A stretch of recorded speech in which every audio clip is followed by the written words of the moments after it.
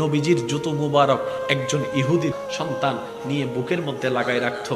একটা দিন যখন নবীজির রহমাতুল লিল আলামিন খবর পেয়েছেন ও ছেলেটা অসুস্থ, নবীজি সবকিছুকে ফেলে ওই ছেলেকে দেখার জন্য চলে গিয়েছেন। সুবহানাল্লাহ। যাওয়ার পরে নবী বুঝতে পারলেন তার আর দুনিয়ার ভিসা বেশিক্ষণ নাই।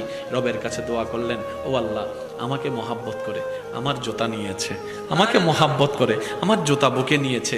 জগৎ যখন জানবে নবীর জুতা বুকে নিয়ে নেওয়ালা জাহান্নামের আগুনে জ্বলছে, আল্লাহ এটা তো আমার ইজ্জতের ক্ষতি, এটা তো আমার ইজ্জতের ক্ষতি। তুমি না বলেছো ওয়ারাফানা লাকা যিকরাক, তুমিই তো বলেছো ওয়ালা সাওফা ইউতিকা রাব্বুকা ফাতারদা, তুমিই তো আমাকে বলেছো ওয়ামা আরসালনাকা ইল্লা রাহমাতাল লিল আলামিন। নবীজি যখন রবের কাছে ফরিয়াদ করলেন, রব দোয়া কবুল করলেন। আল্লাহ তাআলা রাসূলকে নির্দেশ দিলেন, আপনি ওকে কালিমা পড়তে পড়েন। সে কালিমা পড়তে দেরি, ইন্তেকাল হতে দেরি হবে না, ইন্তেকাল হতে দেরি, জান্নাত দিতে দেরি হবে না। সুবহানাল্লাহ। সে নবী রাহমাতুল লিল আলামিন যখন তার দিকে তাকায় বলে, বাবা কালিমাটা তুমি পড়ো। সে বাবার দিকে দেখে, আত্মীয়র দিকে দেখে, নবীর দিকে দেখে।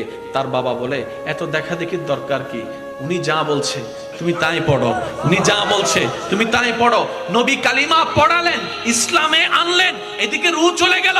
নবী বলে, জান্নাতি দেখতে চাও, উনাকে দেখো। নবীর প্রেম অন্তরে যখন জেগেছে, এবার তার আস্তে আস্তে ইসলামের প্রতি ভালোবাসা জাগতে আছে।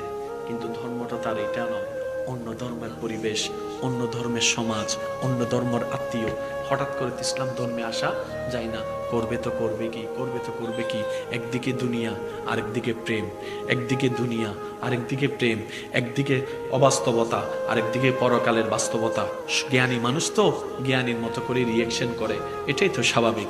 এবার পড়তে পড়তে পড়তে পড়তে পড়তে পড়তে পড়তে পড়তে অজর ধরায় চোখ থেকে পানি পড়ছে। করব তো করব কি, আমি তো দুনিয়া, আমার পরিবার তো আছে, আমার সংসার তো আছে। আমি যদি ইসলামে চলে যাই, আমার পরিবার তো সমাজের কাছে অপমানিত হয়ে যাবে। এই চিন্তায় যখন তিনি সিদ্ধান্ত কি নিবে জানছে না, বুঝছে না।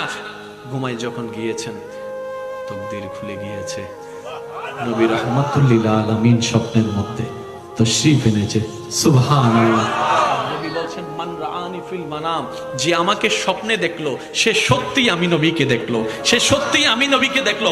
কারণ শয়তান আমার রূপ ধারণ করতে পারে না, আল্লাহ শয়তানকে সেই ক্ষমতা দেয় নাই। নবী ওনার স্বপ্নের মধ্যে এসে বলে, আমার প্রেমে এমন বেবুর হয়েছো, কালিমা নসিব করা ছাড়া তো তোমার আর কোনো উপায় নাই। জান্নাত তোমাকে ডাকছে, জান্নাত তোমাকে ডাকছে, আল্লাহর রহমত তোমাকে ডাকছে।